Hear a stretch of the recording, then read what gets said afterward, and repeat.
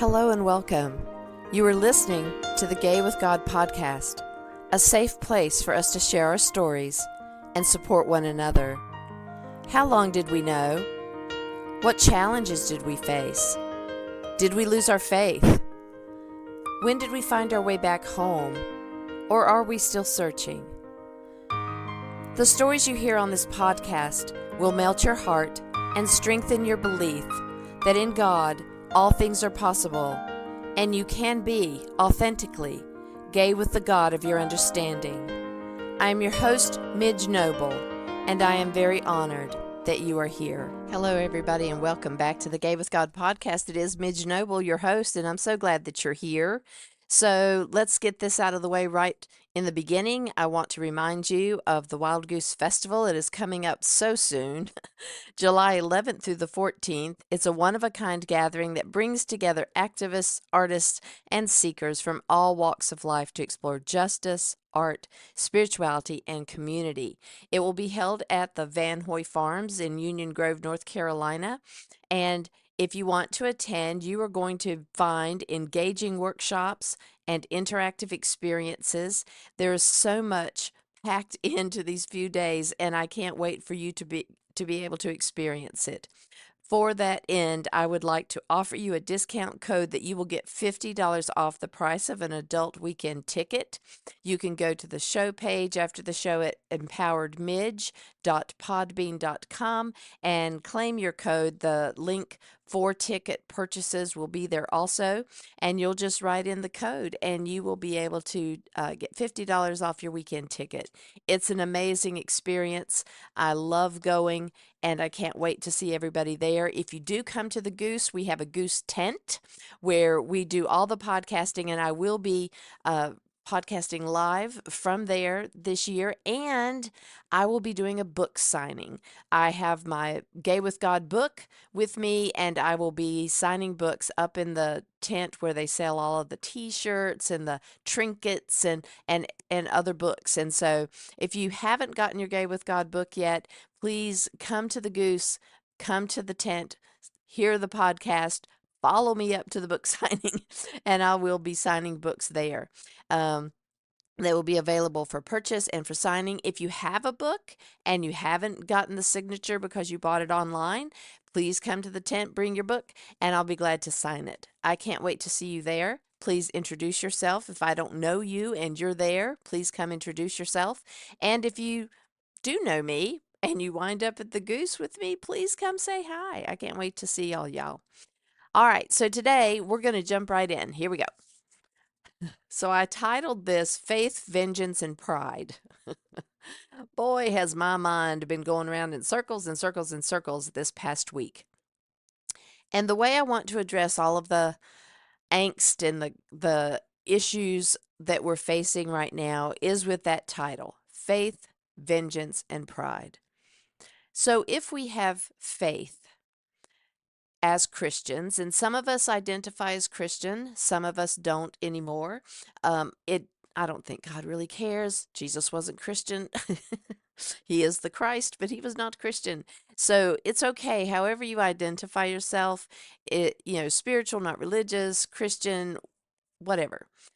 The point is that if you're saying that you're gay with God, even if you don't use the word God, we have some sort of a faith, a belief system that there is someone out there that clacked rocks together or created by the word or however it was done.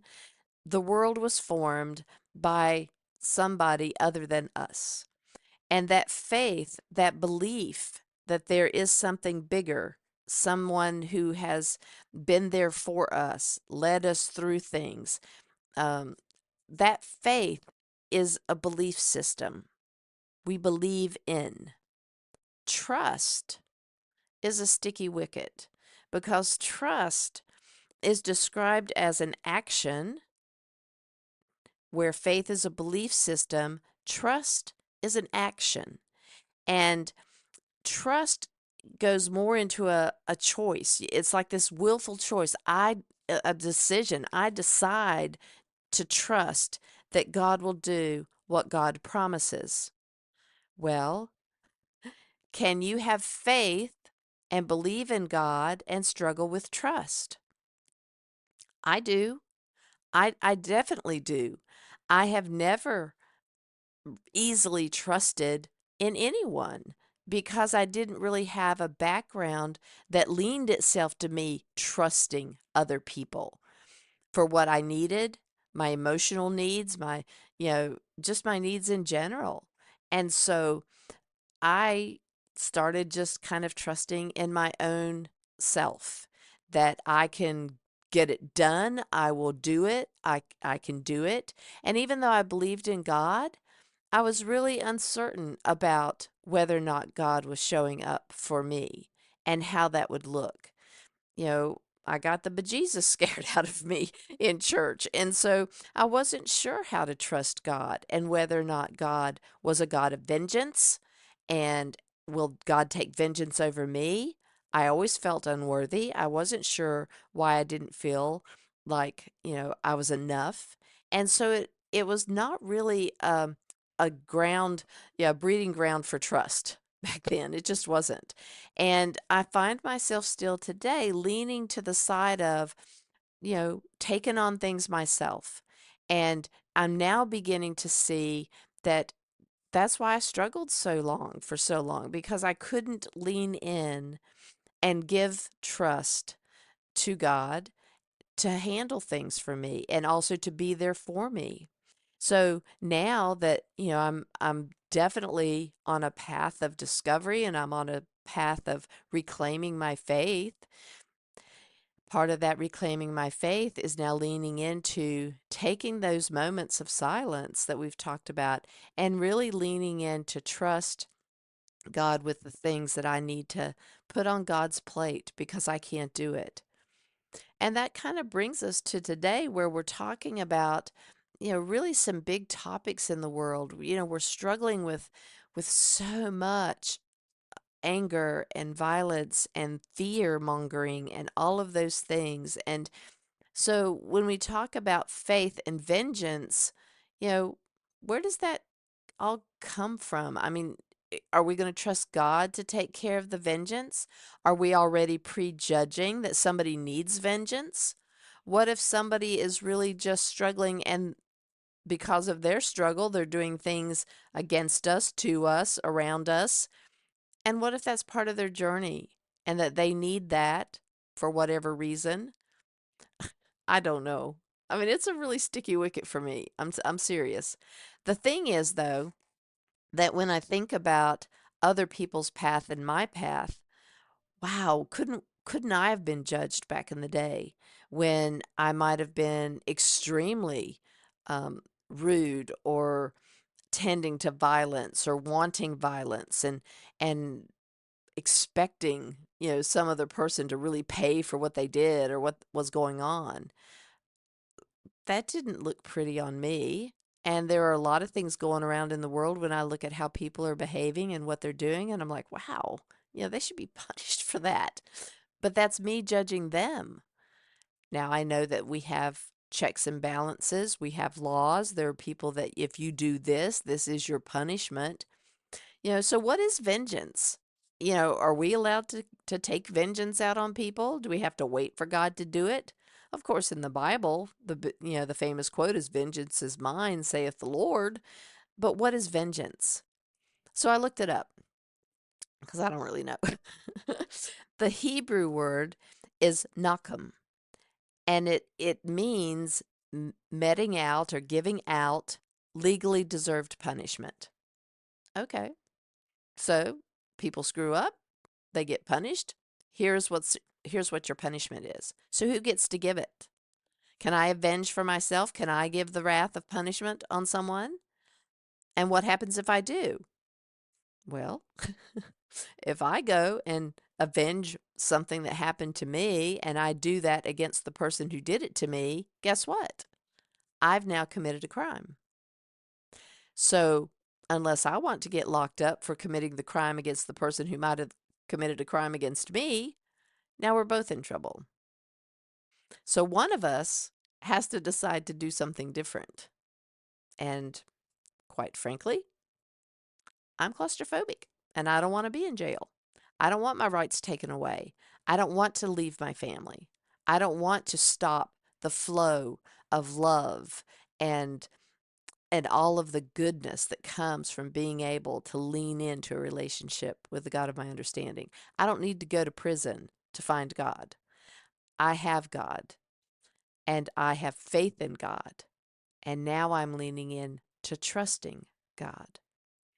However, it is not a journey without complications, because the fear of what may happen in the next few months is almost encompassing sometimes.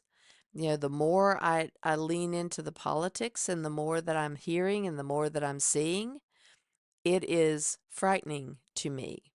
It's frightening on many, many levels. And so believing in God to take care of this, my question is, does God even plan to take care of this? Is this something we all created and we got to get ourselves out of this mess? What does God do from wherever God is with whatever we're doing down here? How involved is God?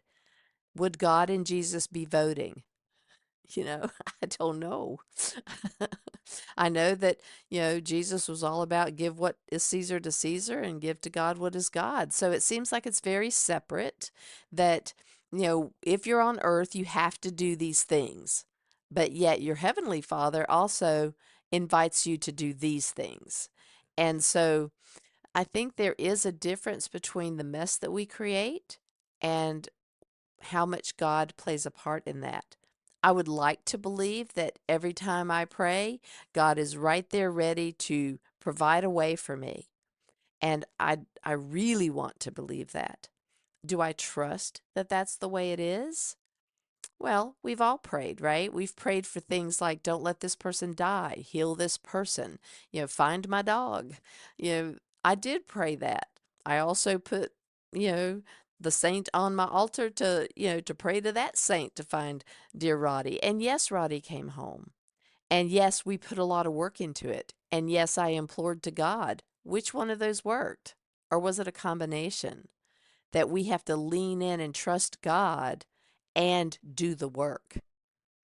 Ah, so if that's the thing, if we have to trust God to do what God's going to do, and God has said, and here's your part, lean in, have faith, believe, trust me.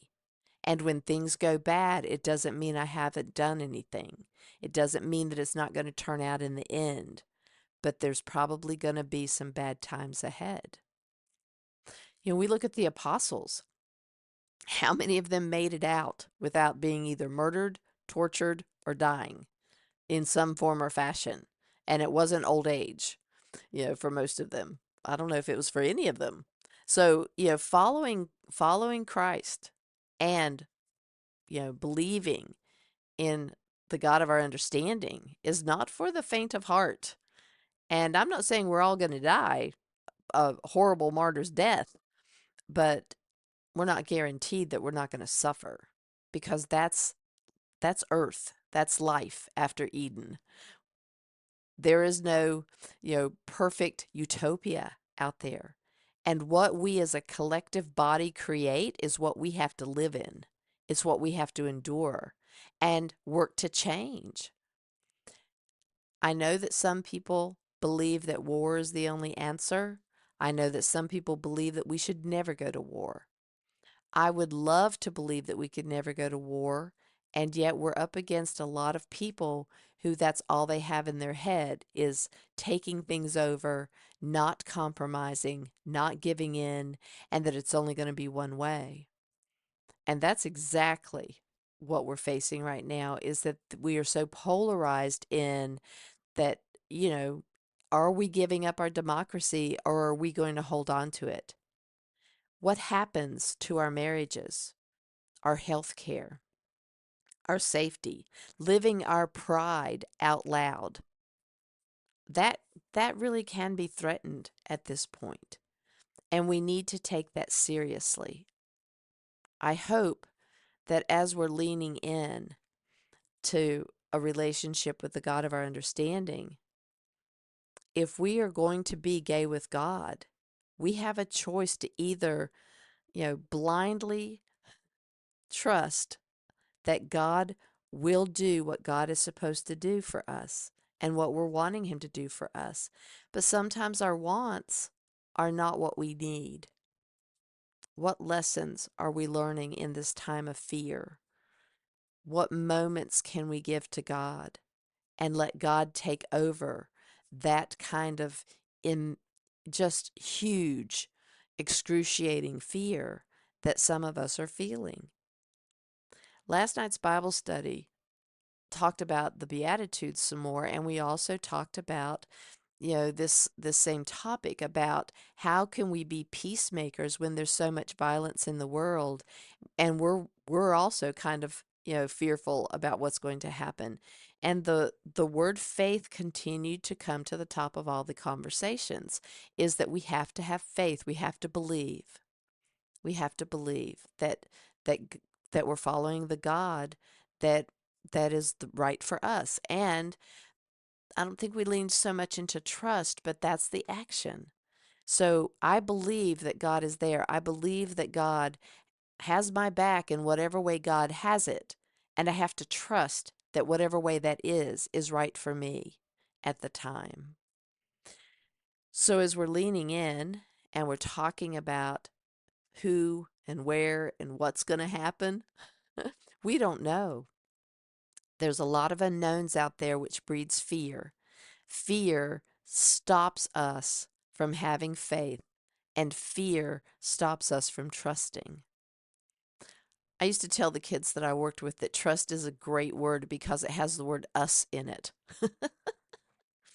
And I love that because it is a two-way street. It's a relationship.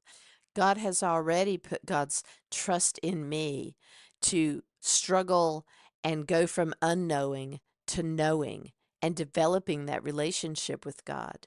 And then I am expected to lean in and trust God, even though I can't see God. Sometimes I can't feel God. And sometimes it's hard to trust God because of things that I don't understand. But part of that unknowing is part of the growing. Trust and faith are things that are powerful because it doesn't make sense. The faith part, to believe in something that you never know how God was always here. Just to get over that hurdle is immense. And then you put your trust in someone or some energy that you can't see and can't hear audibly and have a conversation with that's an audible two-way street. Trust is huge. So God trusted me to be on this planet.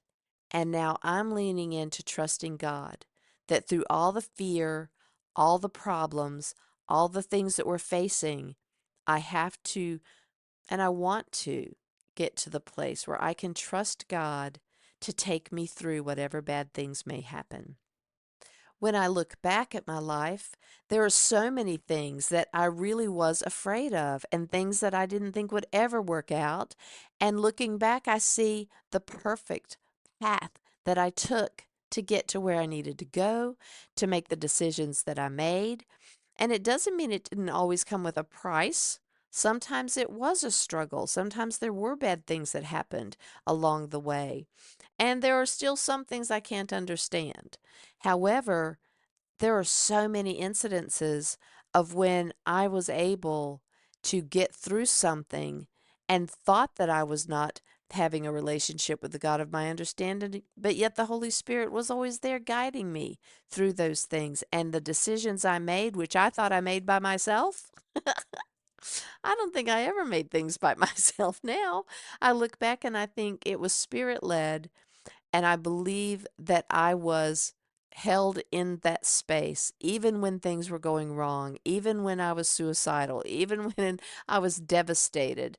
I was being held all the way through it. That's the trust in the God of my understanding that I want to have right now as I'm leaning into this political horror show. I want to be able to trust that God has my back. And I want you to be able to lean into the God of your understanding with that faith that you already have. Let's leave vengeance to God for real. Let's show up in the meekness that we talked about last week and make sure that we are doing our part to show God that we are love in action. We will strive for peace, but we're not going to back down with what rights we want. We're going to continue to speak up, speak out, and stand up. And we're going to do what we have to do and then let God take the rest. The outcome is beyond us, people. Yes, we can vote. That's an action. We're going to trust that my vote is going to get me what I need and what I want. And if it doesn't, then now I need to take the journey of if it doesn't, what is the lesson for me? What am I supposed to do with this? How am I supposed to live my life in pride of who I am created to be and get through what I need to get through? We are not the first people to come against hard times. And this is probably for some of us, the hardest thing you've ever been through. However, this is our moment to lean in even more to the relationship with the God of our understanding and work on the trust. Work on that relationship, the us, you and God. What does that mean? How does it play out for you? How does it sustain you? Look back at that relationship throughout your lifetime as you were developing faith and as you were leaning in before. How did that sustain you? We are still in this together, my friends. We are here together, hashing it out in an imperfect way. And that is perfect because that's how we learn, that's how we grow. If you are struggling during this time, if you really are up against the wall and you don't know where else to turn, please get in touch with me. If you go to my show page at empoweredmidge.podbean.com, there is a link that I will put in the show page for you to have a conversation with me, a complimentary conversation that you will not be charged for, and we'll sit down and we'll talk about what's really going on, what do you really need, and is there a way for me to assist you through coaching? I would be honored to walk this time with you, and I would love to have a conversation with you. Thank you guys for honoring me with your presence today, and I hope that you will subscribe and share and continue to support this podcast. If you want to see more information and links to connect with me, go to the Gay with God show page at empoweredmidge.podbean.com. Also, you can check out the Facebook group, Gay with God, where we do a monthly Zoom group entitled My Faith Journey. If you need support to help you through your coming out and/or faith journey, remember to go to the show page at empoweredmidge.podbean.com. Scroll all the way down to the bottom and see how you can connect with me. Also, the book club, the Gay with God book club from my memoir, will be starting up in the fall. If you have an interest in being a part of that, you get behind the scenes stories, you get some photographs that other people will not be seeing from the book. You can ask questions about what you're reading, and if there's something that you wished I'd gone deeper in, you can ask what was going on with that, what happened after that, how did you do that? It's really fun to go back through and allow you guys to ask me these questions, and you get real answers. I don't usually hold anything back. You can ask the first group if you know any of the members that went through the first group. I pretty much answered every question, I think. Sometimes I blushed and sometimes I didn't. If you want to hear some of the things that you didn't hear and ask the questions that you wish you could have asked, now you can. Join the Gay with God book club. Email me at empoweredmidge@gmail.com and let me know that you're interested so that I will have your contact information and I can send you the Zoom link. You can join in from anywhere. We've had people from across the pond. We have people locally. We also have people in all different states. So, I keep the group about 4 to 6, and that would be perfect. So if you want to make sure that you secure your seat for the next Gay with God book club, please email me at empoweredmidge@gmail.com. If you are listening to this podcast and are questioning whether you can be gay and be in a relationship with the God of your understanding, if you identify as LGBTQIA+, or not even sure if you're gay, God has always been within you, and even when you didn't know it, you have always been gay with God. Thank you, everybody. Stay tuned to see how you can join the Gay with God community, and as always, you are loved. I want to invite you to become a part of the Gay with God community. How can you do that? Stay connected by messaging me your thoughts and comments in the comment section under the downloads of the show on the Gay with God show page. Subscribe to this podcast wherever you listen and share so we can increase our community outreach and be a light to those who are struggling to claim their faith. Consider being a sponsor so I can highlight your service in our community. We are all worthy of respect and a relationship with the God of our understanding. I want to thank you in advance for supporting this podcast. Together, we as a community will keep this show visible and our community stronger. Deep gratitude to my friend Tim McClendon of Tim McClendon Music for allowing me to use an excerpt from Interlude 4, a song found on his CD entitled Sundance.